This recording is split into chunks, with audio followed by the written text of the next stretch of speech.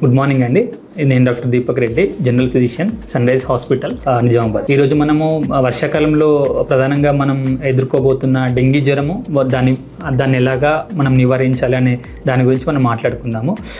Dengue జ్వరం ప్రధానంగా మనకు దోమల ద్వారా వ్యాప్తి చెందుతుంది. వీటిని ఏడిస్ ఈజిప్టే దోమలు అని అంటారు. ఈ ప్రధానంగా మనకు ఎర్లీ మార్నింగ్ అవర్స్ అలాగే మధ్యాహ్నం పూట మనకి అవకాశాలు చాలా ఎక్కువగా ఉంటాయి. సో ప్రధానంగా అసలు ఈ డెంగీ రాకుండా చేయాలి అంటే దోమలు కుట్టకుండా మనం కొన్ని జాగ్రత్తలు తీసుకోవాల్సి వస్తుంటుంది. వీటిలో ప్రధానంగా మనము వాటర్, అంటే మన ఇంటి చుట్టుపక్కల ఏవైతే వాటర్ ఎక్కడెక్కడైతే నిల్వ ఉంటుంటాయో వాటిని మనము ఎప్పటికప్పుడు ఖాళీ చేస్తూ ఉంటాయి. ఇంకా ఎగ్జాంపుల్ చెప్పాలంటే మనం ఇంట్లో పూల కుండీలు ఉంటాయి, అలాగే వాడి పడేసిన వాటర్ బాటిల్, అలాగే కూల్ డ్రింక్స్ తాగిన తర్వాత వచ్చిన వాటిలో వాటర్, అలాగే వాడి పడేసిన టైర్స్, వీటిలో వర్షాకాలంలో నీరు నిల్వ ఉండడం చాలా కామన్. సో ఎప్పుడైతే మనం వీటిని రెగ్యులర్ గా ఎవ్రీ వీక్లీ ఏదో ఒక రోజు మీరు పెట్టుకొని ఆ రోజు ఇవన్నీ కూడా క్లీన్ చేసుకోవడము చాలా ఇంపార్టెంట్. సో మనకు డెంగీ జ్వర ఏడిస్ ఈజిప్టే దోమలు అనేవి ప్రధానంగా మంచి నీటిలో పెరుగుతాయి. వీటిని ఎప్పుడు క్లీన్ చేసుకుంటూ ఉండాలి. అలాగే మనము దోమలు ఒకవేళ తర్వాత మనల్ని కుట్టకుండా ఉండాలంటే మనం కొన్ని రిపెల్లెంట్స్ అని ఉంటాయి. సో రిపెల్లెంట్స్ మనము బాడీ మొత్తం అప్లై చేసుకొని నైట్ పడుకుంటే మనకు